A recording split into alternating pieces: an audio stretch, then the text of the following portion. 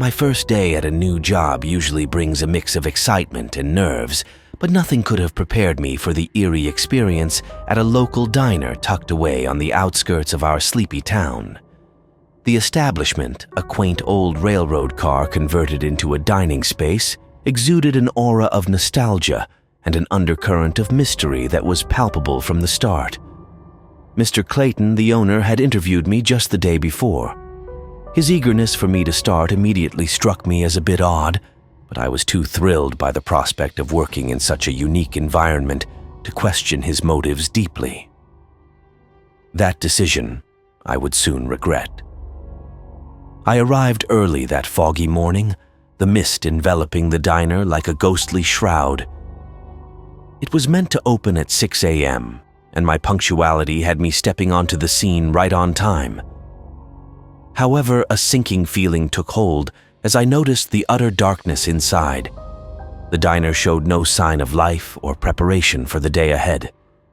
Confusion led me to verify the address, and finding it correct, I chose to wait on the steps, hoping for someone to arrive.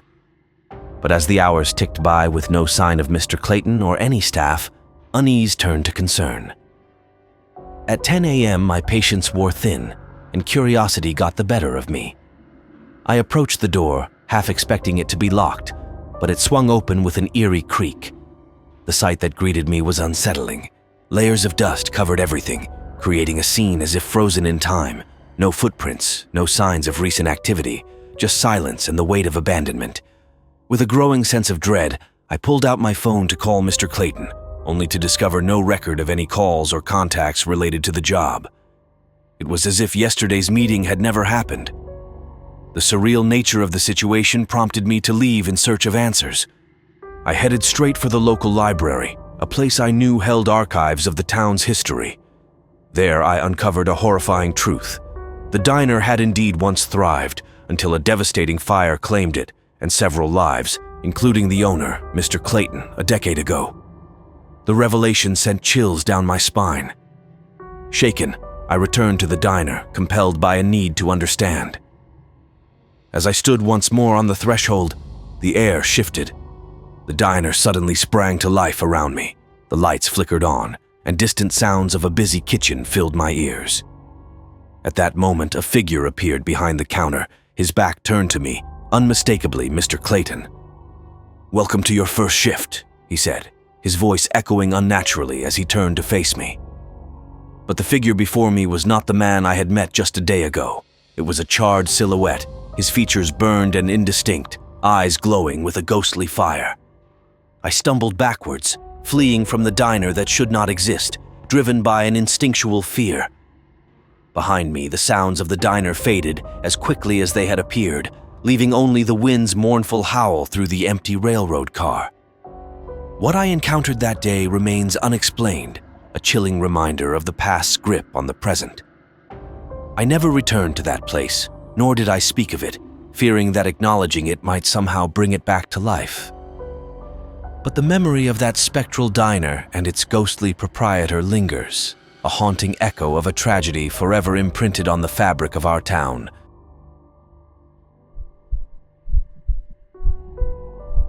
I once took a job as a direct care aide for Martha, a 55-year-old woman with a developmental disability. Her daughter, Colleen, who always worked overnight shifts, needed someone with medical experience to take care of Martha. Little did I know that single night would etch itself into my memory forever, steering me clear from ever returning. Colleen, possibly having no other family option and unwilling or unable to afford a nursing home, opted for a more personal care approach. I already had experience working with individuals with developmental disabilities, but nothing could have prepared me for what awaited that night. Colleen left for work in the evening after introducing me to Martha, who managed to smile before being escorted to her room for the night. It was around 9 p.m., and Colleen warned that Martha might wander around the house, seeming confused, a symptom of her dementia, not sleepwalking as I first thought. Assuring Colleen I could handle it, I settled into the living room to catch up on some TV, expecting a quiet night. The calm was soon shattered by the sound of footsteps upstairs. I called out to Martha, asking if she needed anything. No answer came, but the footsteps ceased and a door shut. Maybe it was just a trip to the bathroom. Relieved, I returned to my show. An hour later, as I grabbed a sandwich from the kitchen, I nearly jumped out of my skin. Martha stood in the doorway, the glass from my dropped plate shattering around her. I apologized, asking if she was all right. Confusion clouded her face as she yelled, "Who are you?"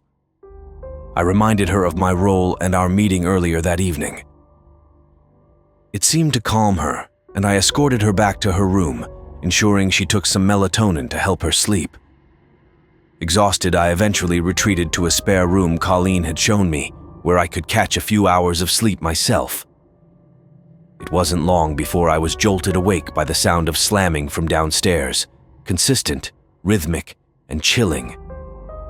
With a pounding heart, I crept to the kitchen, only to find Martha in the dark, repeatedly slamming the oven door shut. Her silhouette against the faint light was unnerving. "Martha!" I called out sharply. She paused, turned to look at me with an empty gaze, and then silently started up the stairs, passing me as if I were a ghost.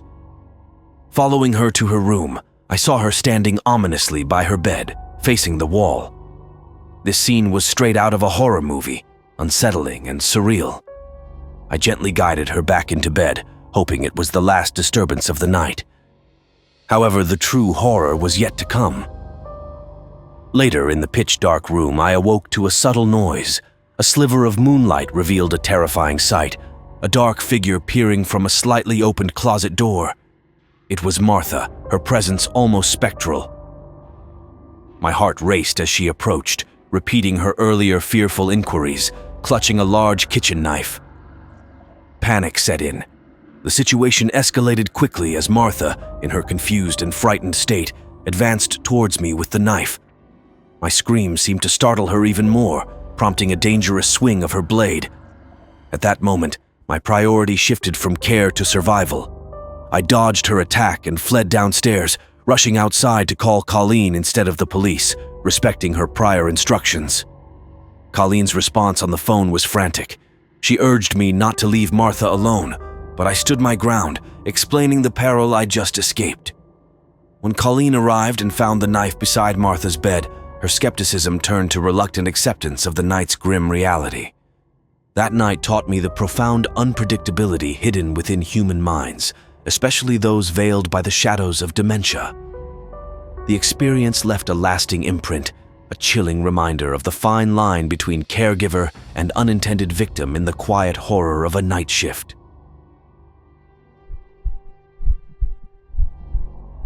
It was my first day on the job, cleaning at the Grand Linford Hall, a centuries-old palace rumored to have more history than the local museum.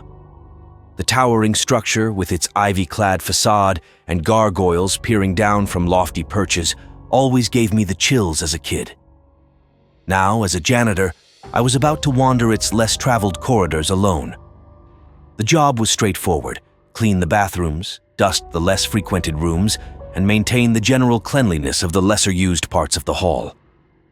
Given the age of the building, there was a strict guideline to avoid certain areas supposedly too fragile or valuable for frequent interference. My first task was the old servants' quarters, now a series of seldom-used bathrooms and storage spaces. I started early, the echo of my footsteps a constant companion in the chilly, silent corridors. The air was thick with the musty scent of age and disuse. As I approached the first bathroom, a sharp metallic scent stung my nostrils unexpectedly. I paused, the hair on the back of my neck standing up. Dismissing it as possibly rusty pipes, I pushed the heavy oak door open. The bathroom looked untouched by time, with Victorian fittings and a large, freestanding bathtub. I began my work, trying to ignore the unsettling feeling of being watched. The mirrors were foggy with age, their silver backing creating distorted reflections that made my skin crawl. Halfway through cleaning the mirrors, I noticed something odd in the reflection. A shadow or silhouette that seemed to flicker just at the edge of my vision. I spun around, heart pounding, only to find the room empty. Shaking off the nerves, I chalked it up to the tricks of an old building. Moving on to the next room, I felt a cold draft that made me shiver. The window was sealed shut, and as I inspected it, I noticed a small, ancient-looking key on the sill, half hidden by the thick curtains. Curiosity piqued, I pocketed the key, thinking it might be useful for some locked cabinet or door I'd encounter later. The last bathroom on my list had a door slightly ajar, creaking rhythmically as if moved by an unseen hand. Pushing it open fully, I stepped inside and froze. The room was markedly colder, and on the wall opposite, written in what looked disturbingly like dried blood, were the words, "Find me." The message was unsettling, but before I could retreat, the door slammed shut behind me. Panic surged as I tried the handle, only to find it wouldn't budge. Remembering the key, I pulled it out and inserted it into the lock, feeling a click as the door unlocked. It swung open with ease as if nothing had happened. As I left Linford Hall that evening, I couldn't shake the feeling that the old palace had its own secrets, maybe ones it wanted to keep or perhaps share, depending on who was brave enough to listen. The key was still in my pocket, a little souvenir and a reminder of my first day. I wondered about the message and what or who was supposed to be found. Returning the next day, I spoke to the groundskeeper about my experiences. He paled when I mentioned the key and the message. According to him, a servant girl had vanished decades ago without a trace, and her favorite phrase had been a hopeful, "Find me," during hide-and-seek games. Now, each day as I work, I listen carefully, half expecting to uncover more clues about the girl, or perhaps even to hear her whisper from the shadows. The palace, with its echo of past lives, seems less lonely now, as if in sharing its secret, it's given me not just a job but a mystery to solve.